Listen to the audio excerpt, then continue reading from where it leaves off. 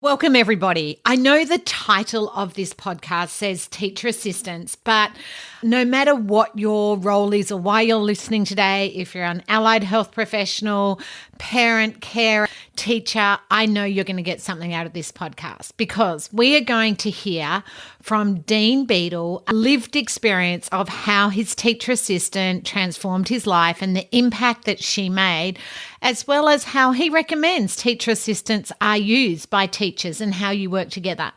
We're then going to hear from Anna Tallemans, who is a teacher assistant and a parent, share her lived experience of why behaviour is communication. So I know all of you are going to get something out of this. Now, Dean and Anna's information actually excerpts from my teacher assistant courses. If you don't know my teacher assistant courses, there are 3. There's one with me, which has been amazing. We've had thousands of teacher assistants do it. Some have done it in groups, some have done it individually, some have done it as like a whole school TA team and loved it. And that's just really practical strategies about your role, how to engage children, build rapport, how to write social scripts, lots of practical strategies. In fact, I've had so many teacher assistants email me and go, Sue, I learned more in that than I did my teacher assistant course. But anyway, that aside. Dean Beadle, many of you would have met Dean when he's been in Australia and New Zealand, or if you live in the UK, he's always out training. I highly recommend that you follow Dean on Facebook.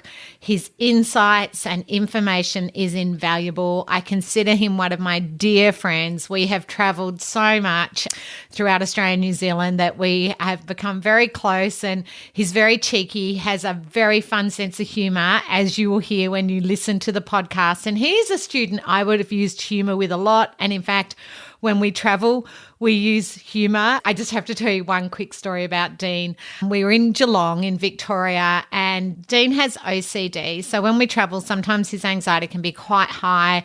He has a lot of patterns, particularly at airports, of checking. And I'm very used to that, having worked with many children with OCD and travelled with Dean. That's all. I'm very used to that. So I've got lots of strategies that I use to ensure that Dean feels calm and relaxed to travel. But one of the things that happened, we're in Geelong and he called me and said there was a spider in his room. Okay. Now, it was a tiny spider. I don't like spiders either, but he was very stressed about it. I went up to his room. I took in a coat hanger and a broom, and I looked so brave. Anyway, I then told him there were no dangerous spiders in Geelong. I told him everything he needed to hear so he could sleep that night. The next day, he was telling the Geelong audience about this, and they have all gone up and told him, of course, that little spiders can be dangerous, redbacks. I'd said it's small spider, not a problem. So I'd given him all the reassurance he needed in that moment.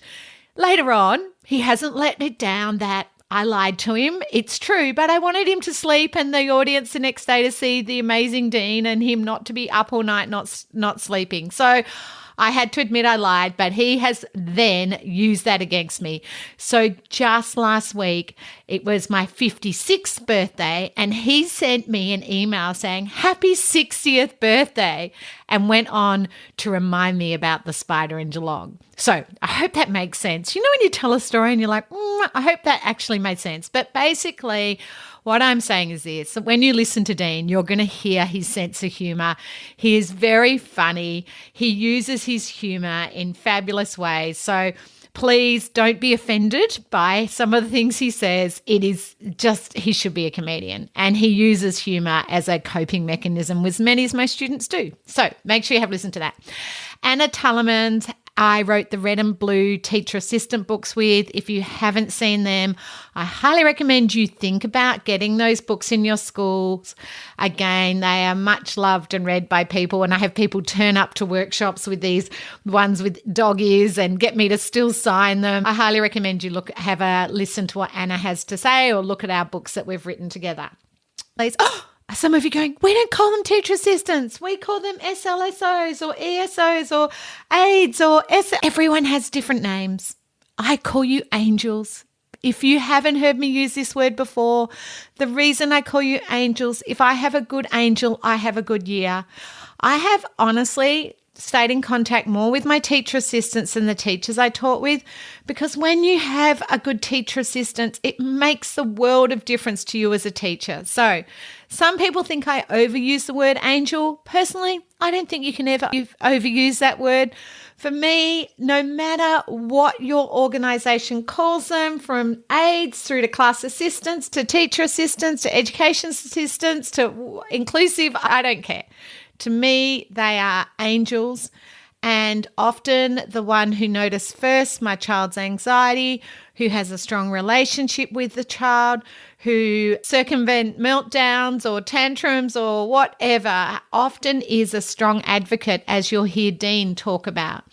I highly recommend you let your teacher assistants know about a free ebook that is full of 29 top tips for actually supporting students, as well as a whole lot of like using cooking for teaching, a whole lot of great ideas to support you as teachers and your students, but also for our teacher assistants to be given the skills to support our students.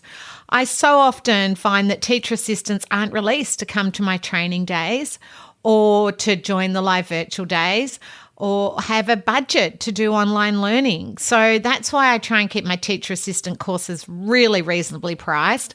They're on special now for $49 Australian. No, I try and keep the price, they're 2 hours, but they're jam-packed with practical strategies. So please, if you are a teacher and have a teacher assistant, please let them know about the ebook, courses, anything to support our angels, because our angels can't support our kids unless they're supported.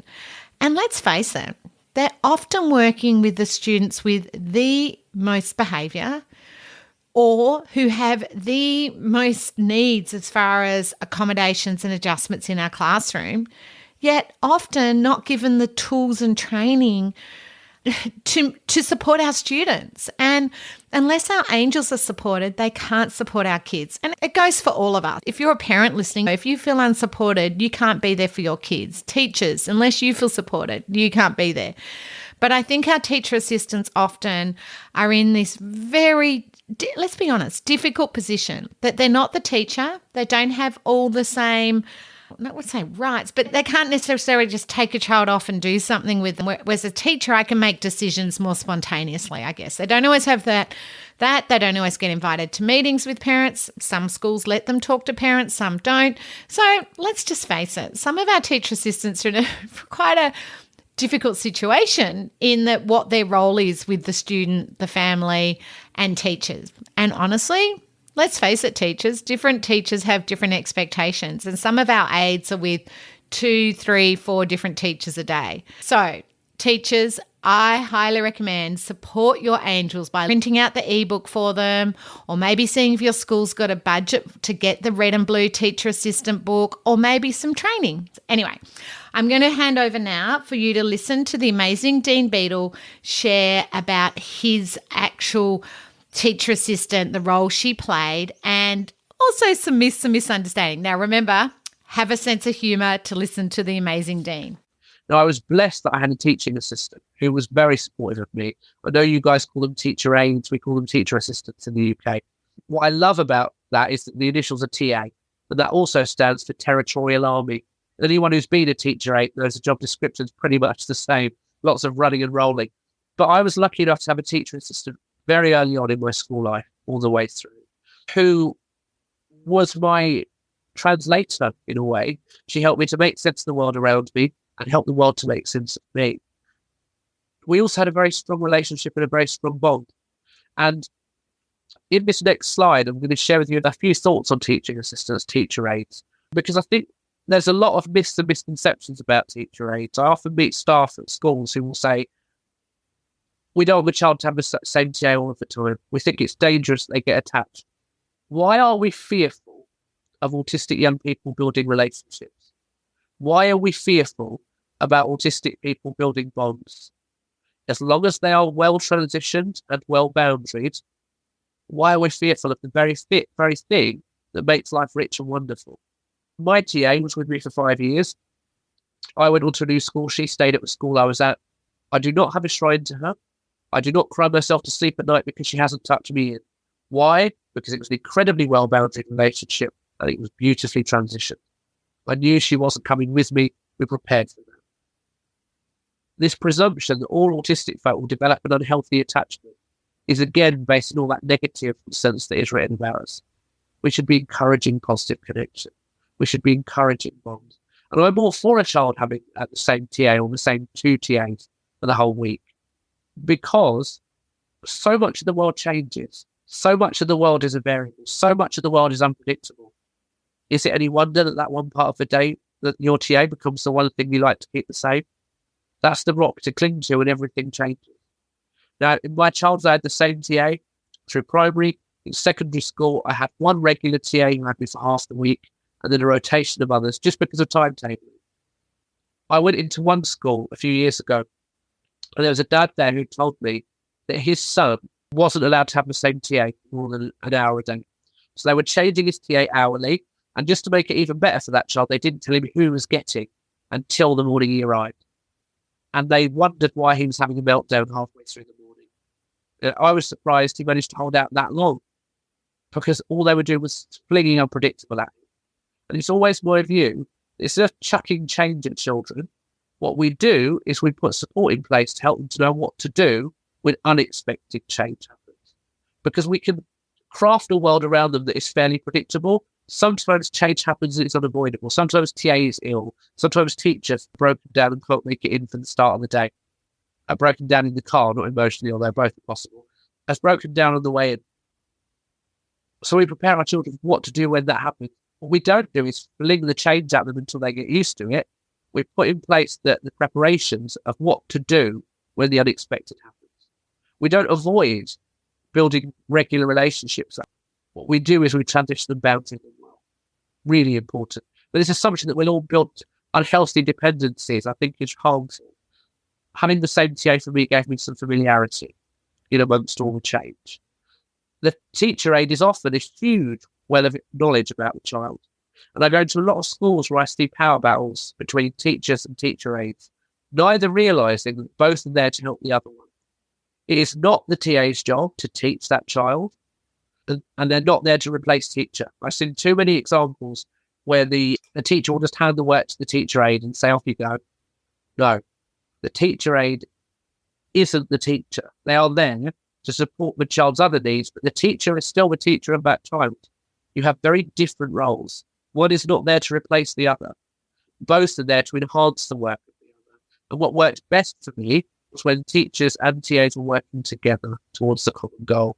I was lucky in my primary school, and I realised I was very fortunate that I was in a class where there was a large proportion of children with additional needs. There happened to be a group of deaf children attached to our class who brought with them a teacher and a teaching assistant. I had my teaching assistant, we had our main class teacher, and then we had, I think, a rotation of 2 other teacher aides. So in this mainstream primary, we were lucky to have about 5 or 6 adults in the room at any given time.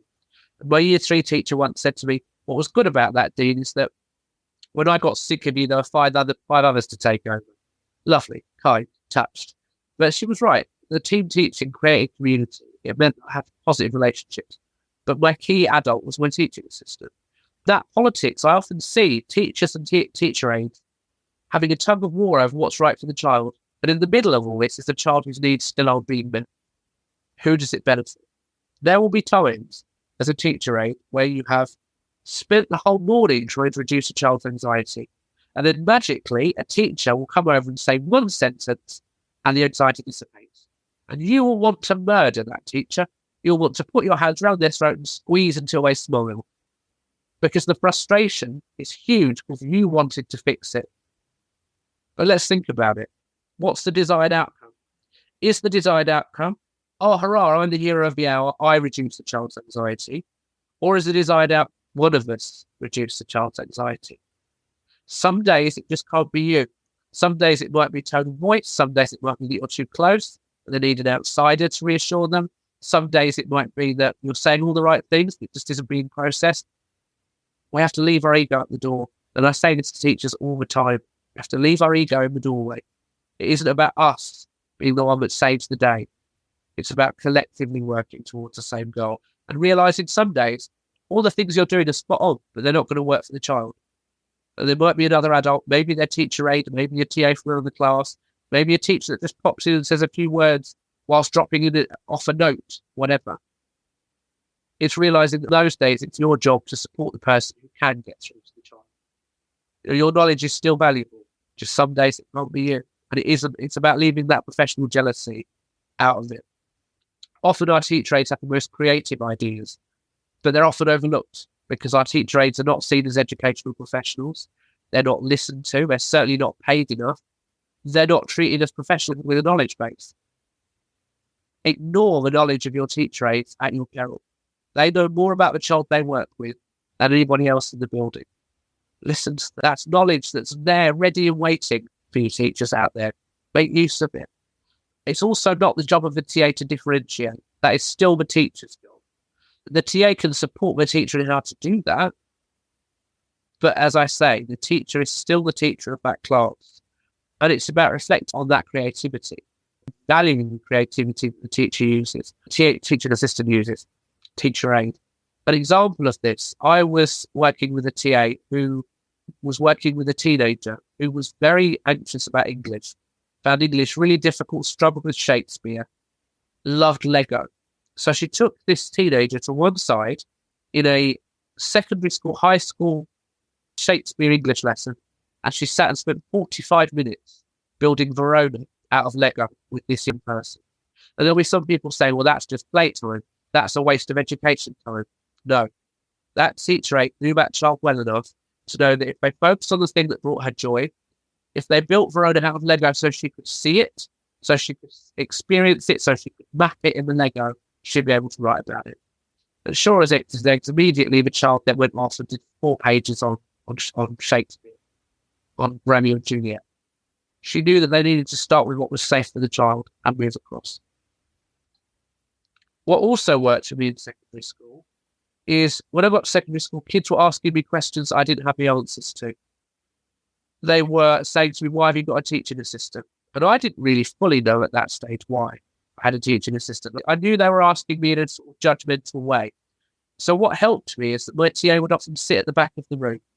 And we had a little signal system where I'd scratch my head or tap or scratch the top of my head. And she would come and check on me. But she would stop off at other kids on the way.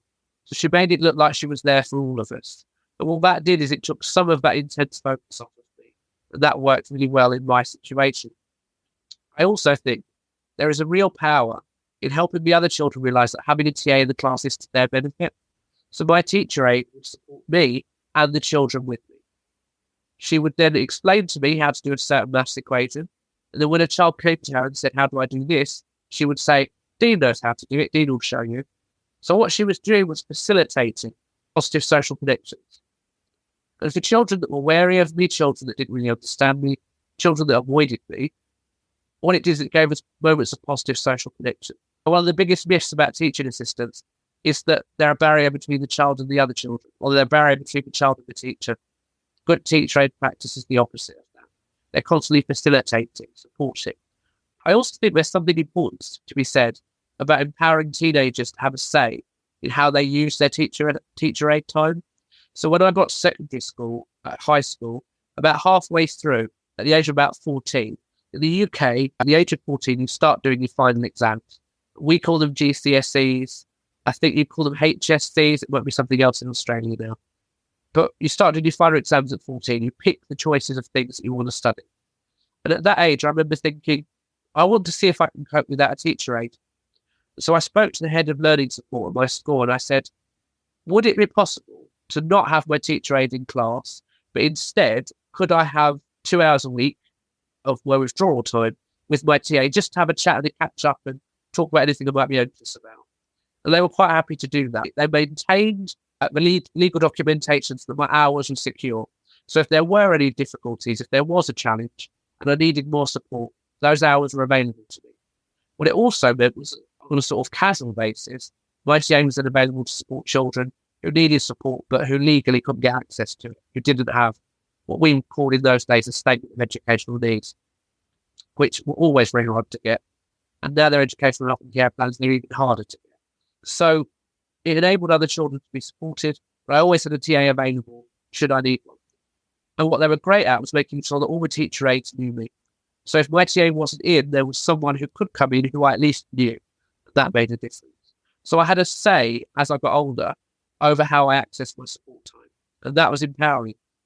It enabled me to be able to choose how I access support, but it also enabled me to make sure the support I was getting was efficient to what I needed at that time. It also meant that I could spread my wings a little bit. It meant that I could feel a little bit more independent. And those were positive things too as I got older. So I think it's important that we empower young people to have a say in how they use their TA time. An important point to make is that very often we'll withdraw a child from a class to take them off and do extra English, or take them off for nurture time, or take them off to, I hate the phrase, but social skills groups and all of those kinds of things. What I would say, I heard this on a podcast recently, the wonderful Carol Allen, who does a lot of work around IT and assistive technology, supporting autistic young people. And she was saying very often she'll see schools running groups, often run by teacher aides, who will take the child out of class. And very often they will pick the class that the child is doing okay in. They'll say, oh, well, but they're doing really well in English, so we can take them out of that. No. Why would you take them out of the one bit of the week that goes okay? That's the bit you protect with all of your life force. Take them out of some of the bits of the week that cause them distress. You know, too often we see children withdrawn from lessons that they actually, maybe the only ones in the week that they actually engage with. So pick carefully. If you're doing those withdrawal times, never take the child out of a class that they actually thrive in. Well, I hope you enjoyed Dean as much as I do and found his sense of humour just divine. There's some great tips in there, particularly if you're working in secondary. But I think so much of what Dean talked about are such good reminders about how teacher assistants do play such an important role in our schools. And for someone like Dean, who really explains how important his teacher assistants were for him over the years. I really like how he talked about in secondary actually finding out how the students want to be supported. I know when I worked in a base room, that idea of having a signal, I often got the student to put a red pen out on the table. Or I've always talked to other students first when I go into classrooms now in my consulting role. I never go straight up to the students I'm there to see. I think that's really, really helpful advice. Now, we're going to have Anna Tullerman share now how behaviours communication, you'll hear me talk to. The behaviour course is Anna and myself both sharing insights and understanding. I should have said before, all the teacher assistant courses are just 2 hours. They're jam-packed with tips and strategies. So you just heard like 10 minutes of the Dean course, and this is like 10 minutes on how behaviours communication. I'd love you to join us for the courses. Don't forget to pass this on to anyone who might find it helpful. So if we're looking at behaviour, which is what we're going to be concentrating on today, we have to start thinking about what behaviour means. And we have to start thinking that behaviour is a second language. It's another way of telling you what I'm feeling. I want you to think about how you convey your wants, your feelings, and your needs. What are the things that you use? Okay, so we use things like facial expression. We use our tone of voice. We use our hand gestures. We use quite a number of different things when it comes to behaviour. Even just our attitude and the way that we're talking just shows people what we're thinking and how we're feeling about a subject. However, when we're looking at a lot of these kids students with a diagnosis, a lot of them don't have the facial expressions. They don't have a tone of voice. They have limited hand gestures. They have limited ways of actually helping you understand what they're feeling. So what they're doing is they're doing a behaviour because they've learnt that if they do a behaviour, you're going to come and help them. You're going to come and do something for them to help them get past that particular behaviour. So if we look at behaviour, it can be caused by some of those sensory issues. It can be because they have limited communication skills and because they don't have ways of expressing themselves because they can't use all of those things that we use. What we have to remember is that behaviour always serves a purpose. It's always a reaction to something that's happening in the environment around them, but it can always be changed. Once we help them understand what behaviour looks like, what their feelings are inside, how they can get rid of those feelings, we're going to see lots of changes in behaviour. The real issue, though, of course, is because behaviour is like having 7 different dialects. If you've got 7 different kids that have a diagnosis, just pretend that you're going to Italy and you've learned Italian, okay, and you've learned Roman Italian, but you're actually going up to Venice. Now, up in Venice, they actually speak a different dialect, or if you're going down to Sicily, they're speaking a different dialect as well, which just means that some of what you're saying is not going to be understood. And this is exactly what we see with behaviour. We have all of these different dialects. We need to see what is the dialect that that particular child is using to help him understand himself. So if we understand what behaviours he's doing to express an emotion, then we're going to be able to help him understand that behaviour. And we're going to talk a lot more about that as we're going along. Now, I'm really sorry, but I keep saying he quite often, and that's just because of my son, Daniel. I've worked with him for so many years that I just constantly say he. I do mean they, because we do have girls and boys with lots of different diagnoses. So please excuse me if I just say he. Look, we're going back to generalization and adaptability. It's a very important part because sometimes we get very frustrated because we've taught them a skill and the skill is then not transferred to somewhere else or to a different classroom or into the playground. So we just need to remember that because they are visual learners, whatever they're learning is what they're taking in. So whatever they're seeing around them is what they're what they're seeing and what they're being taught. So whenever they go somewhere else, it has to be a very similar situation for them to be able to use that same skill. Now, can I talk about it as a parent? I found this really difficult because I taught my son how to use a knife and a fork at home. And we always sat in the same place and we always had the same table, the same tablecloth, etc., etc. And he always had his seat. He always wanted that seat. And that was because he knew how to use his knife and fork. But as soon as we went to visit my mother-in-law or his other grandmother, we found it really, really hard because he didn't know how to use his knife and fork anymore. And that was because we needed to put it in the context that, okay, you've actually learnt this skill before.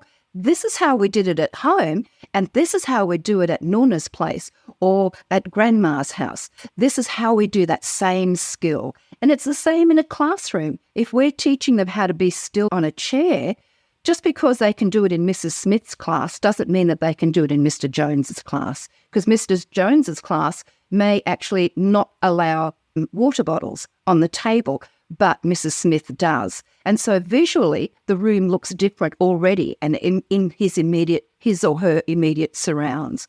So we always need to make sure that we put it into context for them. Where have I used this skill before? How am I going to use it? And how is it different from where I learnt it? What are the differences that I'm going to be able to see? Show them what to do. So if we go back to that, this is how we use the knife and a fork. This is how we did it at home, but this is also how we do it at Nona's house. So when we're in Mrs. Smith's class, we have the water bottle here and we can still pick up our pen and paper and write. And when we go to Mr. Jones's class, the water bottle is not there, but we can still pick up our pen and our paper and start writing. So sometimes we need to be really, really explicit with our instructions.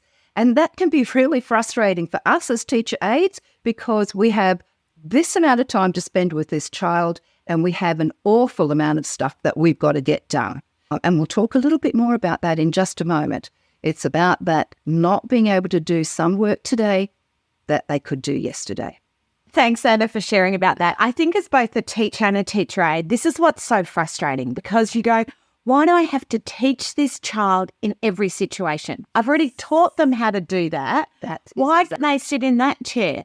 But I remember one of my students, Jessica, I'd say sit in your chair. And she was so literal, which comes back to communication you're talking about. Yep. And her chair had a little bit of green on it. And I didn't realise. So when I'd say sit in your chair, she was like actually literal about her chair. But as you say, she knew how to sit in her chair in the classroom. If we went into another room, she'd just run around. That is a classic of not adapting. Yes. Not adapting for other chairs in other situations. Yeah. Sadly, my worst ever case of not understanding generalization was when I first taught in an autism school. So I had a beautiful student called James. Funny, I ended up calling my own son James because I love this little boy so much. I just adored him. He was one of my first students. And any of you who have worked with children know there are some names you mightn't call your children, but in this case, I called my own son James because I love this James. Anyway, and his mum was just fantastic. But one of our biggest struggles was he didn't like other people doing up his shoelaces. He wanted to control he was very OCD about his shoelaces. So sounds silly, but his mum's goal on the IEP was to do his own shoelaces. Yep. Good plan. So I spent hours and hours, because it's a fine motor skill. It's really hard. Hours teaching him to tie his shoelaces. I rang his mum. Back in the day, we used to ring and not text, and go, guess what? He can tie his shoelaces. She rang me the next morning and goes, he has no idea. He just sat there, literally like hands or lip, like looking, had no idea. Turns out I had taught him to tie his shoelaces behind, with the carpet in the classroom behind it.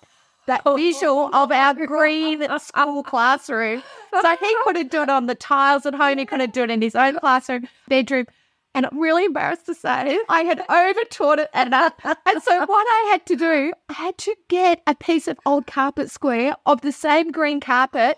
And if we rolled that out, he could actually do his shoes up. Now, that isn't ideal. What I should have done is taught him to tie his shoelace in a range of settings, but I had over-taught that skill. So that is, I know this sounds crazy, but that is that adaptability and generalization. And that's where we get so much behavior, because we assume the child knows what to do. Yes. And here was me ringing James Smell like, yay, he could do it. And he couldn't. Okay, so that is a classic case of generalization. Now, my adaptability one is a little bit embarrassing, but here it is. I taught a student called Andrew, and I had come from mainstream schools to a specialist school. And one of the goals was to teach the children to write their names. Good goal. First, he's 5 years old, write their name. Great. So being a junior primary school teacher, because I first started in South Australia, so for 5-year-olds, I went home and wrote Andrew's name out with the dots. Andrew join the dots together, write his name.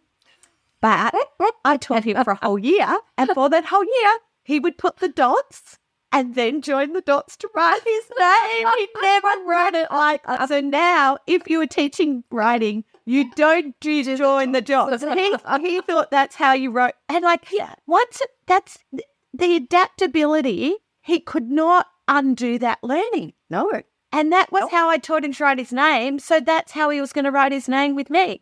And it was so embarrassing because he'd sit there and make me all these beautiful dots and then join the dots. And it was taking so long. Exactly. And so I guess I want to say that sometimes you don't know you're teaching the wrong things. And like Anna with the cutlery, sometimes bizarre things happen. And you're like, how did I teach that child that? And as I say, that's what's so frustrating. That sometimes we want to climb in the kid's head and be like, why are you still doing that? But I think he just really enjoyed it. So now when I'm teaching handwriting, I always use like the bubble writing, and the child writes within the line. So not... That's a much better idea. Or hand over hand. But I learned a lot from Andrew. So that is a classic case of generalization and adaptability. And I'm hoping that you can actually step back and look around. Where is this child struggling to move learning from one place to another, home to school? I mean, I can see why it used to be called childhood schizophrenia. Children can be very different, and I hate that term, but some children have different accents, some children are selective mute, some children are chat to you and not chat to... This is that adaptability. It is. Very much so. Yeah. I hope you found the insights from Anna and myself around behaviour interesting, and building that on Dean's lived experience. So I always think when you have a teacher, a parent, a lived experience, a teacher assistant in Anna as well, that when we put all of that together, we can work together, because it takes a community to raise a neurodiverse child. And when we have in that community, from the lived experience to a parent or carer and a teacher, I really think that makes a world of difference. I hope that you're inspired to maybe do one of the teacher assistant courses. I would recommend you go to my website, where it's all laid out what's in each website. And there's a lovely course comparison that explains the 3 courses. If you're listening to this at the time, they're on sale at the moment. So instead of being $99 each. They're $49 each, so they're half price pretty much. I would personally recommend you do all three. There's no overlap, and I think each of those will give you a lot of knowledge and understanding. And teachers, please let our teacher assistants know that there is a free ebook and plus some opportunities to learn online, some practical tips and strategies to put in place to support their beautiful students. So thank you for listening, and I really hope I get to see some of you at my live virtual workshops. I love seeing everybody on there on the day. Honestly, the feedback is amazing. People tell me they absolutely love it because they can sit where they want. They don't have to drive anywhere. They don't have to find car parking. They can learn from home or they can learn from school. Lots of schools do it as a team. Up to you. But I highly recommend you look at doing live virtual workshops this year, or if you prefer online on demand, that's available too.